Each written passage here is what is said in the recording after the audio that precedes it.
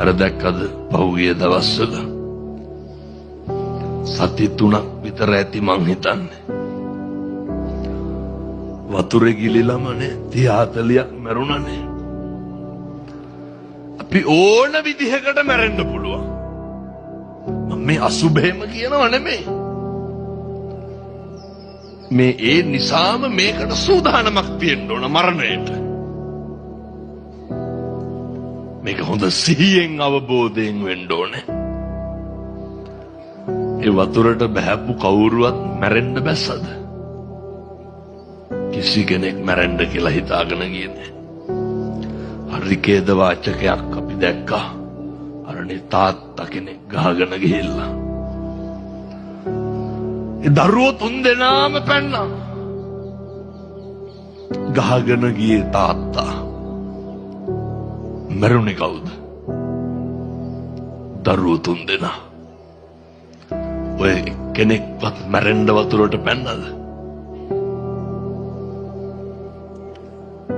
මේ ආයුෂ ඉවර වෙන්න පුළුවන්, කර්මය ඡය වෙන්න පුළුවන්. මේක ඕනම විදිහකට නැති වෙන්න පුළුවන්. සල්ලි වලින් මේක නඩත්තු කරන්න කියලා මොකක් හරි තියනවද? මිල මුදල් වලින්. අර ලෝක ප්‍රකට පොප් ගායකයානේ කවුද? Michael Jackson. බොහොම ප්‍රසිද්ධයිනේ. ටිකක් දිග කාලයක් ජීවත්ව ඉන්නවා කියලා කටයුතු කරන්නේ. ඒ වෙනුවෙන් තමන්ගේ ශරීරයේ අවශ්‍ය ඒ සියලු කොටස් පවා ඔබ ඉක්මනින් හොයා සපයා ගන්න පුළුවන් විදියට දක්ෂ පක්ෂ වෛද්‍යවරු එක්ක අර ඕනම දෙයකට ඕනම වෙලාවක සූදානම් වෙලා හිටියේ. පින්නතුනේ කිසිම සූදානමක් නැතුව මැරලා ගියානේ. මේ පංචස්කන්ධය මේ ශරීරය සියල්ලංගෙන් සදුම් ලත්ත තියෙන එක අපේ පාලනයෙන් තොරයි පින්නතුනේ. කාට හරි හිතෙනවා නම් මගේ සල්ලි වලින්, මගේ බලයෙන්, මගේ ධනයෙන්, මගේ නම්බුකාරකමින්, මගේ වංශකාරකමින් කොතනකදී හරි මේක පාලනය කරලා තියාගන්න පුළුවන් කියලා. ඒක පින්නතුනේ ලොකු මිත්‍යාවක්. ඒ වගේ එක්කින් අපි අත්මිදෙන්න ඕනේ. ඒ වගේ අත්මිදලා තේරුම් ගන්න පුළුවන් වෙන්න ඕනේ. භාග්‍යවතුන් වහන්සේ ආර්ය පරේෂණ සූත්‍ර දේශනාව තුළ පැහැදිලි කරපු දෙමේ භික්කවේ පරියේෂනාරියාච පරියේෂනානාරියාච පරියේෂනාති. ඒ අනාර්ය පරිේෂණය තුල ජාති ධර්මයේ, ජරා ධර්මයේ, ව්‍යාධි ධර්මයේ, මරණ ධර්මයේ මේක අපේ උත්පත්තියයි මරණයයි අතර අපිව නඩත්තු කරන ධර්මතා දෙකක් තියෙනවානේ. මොනවාද? වයසට යන එකයි ලෙඩ වෙන එකයි.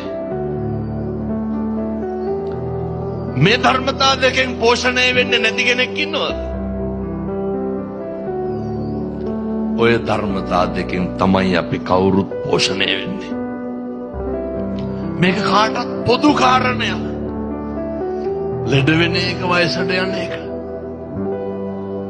ඒ නිසා ලහියේ කල්පනා කරන්න ඕනේ.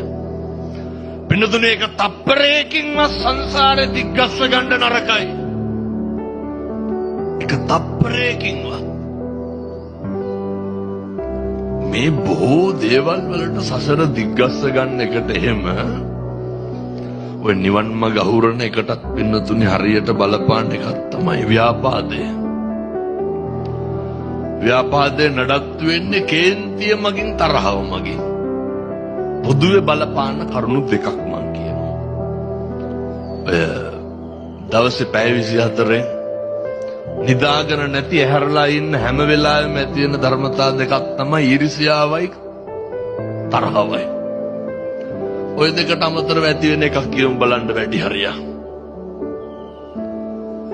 වෙනතුනේ ඊර්ෂ්‍යා හිතිලා ඒක නවතිනවා නම් කමක් නැහැ. ඊර්ෂ්‍යාවත් එක්කම අනිත් පැත්තෙන් ඇති වෙන්නේ මොකද්ද?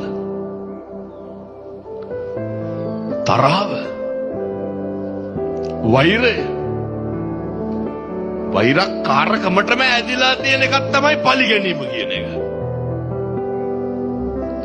අර මලට සුවඳ සුවඳට මල වගේ මේ ඊර්ෂ්‍යාවයි තරහවයි කියන එක.